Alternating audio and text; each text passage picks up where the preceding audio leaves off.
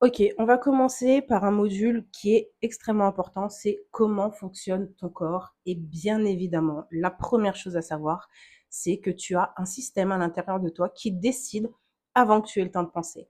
À l'instant où je te parle, où tu regardes cette vidéo, il est déjà en train de scanner pour savoir si tu es en sécurité là, maintenant, tout de suite.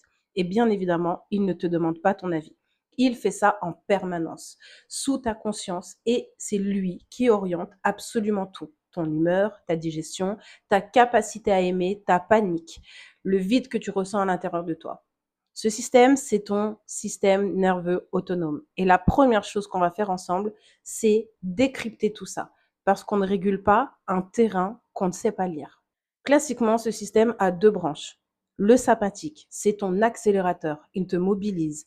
Ton cœur qui monte, qui bat plus vite, tes muscles qui se tendent, ton souffle qui devient plus court. C'est le système du combat et de la fuite. Et tu as aussi le parasympathique qui est lui le frein, celui qui va te permettre de te reposer. C'est le système de la digestion, de la récupération. Jusque-là, c'est ce qu'on apprend partout.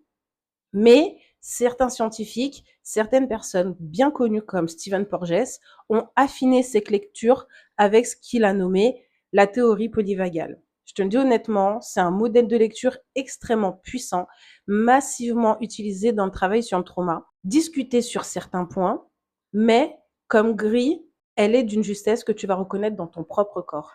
Elle décrit 3 états et pas 2. Le premier, c'est l'état vagal, ventral, la sécurité, le lien. Quand tu es là, bien posé, que tu es présente, que tu peux regarder quelqu'un dans les yeux, rire, créer, te reposer. Ton visage est mobile, ta voix est posée. C'est l'état depuis lequel tout soin est possible. Le deuxième, c'est le sympathique, l'alarme mobilisée. Quelque chose menace, alors le corps se charge, anxiété, colère, agitation, fuite en avant. Tu n'es plus réellement dans le lien, tu es dans le il faut que je fasse quelque chose. Et tu as le troisième état, et c'est celui qu'on connaît le moins, le dorsal vagal. C'est le plus ancien, le plus primitif.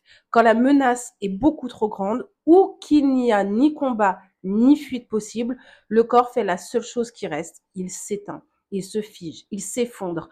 T'es engourdi, tu te sens vide ou encore mieux déconnecté.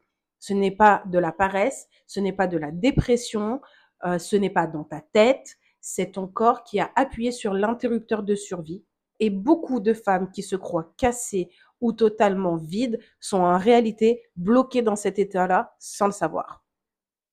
Et au milieu de tout ça, tu as un concept, celui de Dan Siegel, qui a nommé, et que je veux que tu gardes pour toi toute ta vie, la fenêtre de tolérance. C'est la zone où ton activation est juste assez haute pour être vivante et juste assez basse pour rester présente. Dans cette fenêtre, tu peux ressentir sans être submergé, penser sans te figer. C'est ici, à cet endroit-là, qu'on va guérir. Au-dessus de la fenêtre, tu débordes, tu es en hyperactivation, tu paniques, il y a un trop-plein à l'intérieur de toi à tous les niveaux. En dessous de cette fenêtre, tu chutes. Tu es en hypoactivation dorsale. Tu es en shutdown. Il ne se passe plus rien.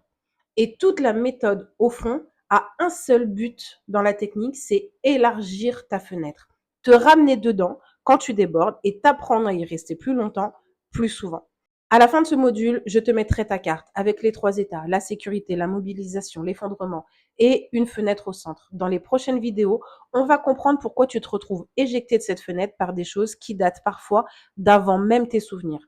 Mais déjà, commence par ça. Observe là maintenant où tu es. Ventral, sympathique, dorsal, sans juger. Juste, il faut que tu apprennes à te lire parce que c'est ton premier geste de souveraineté et de libération.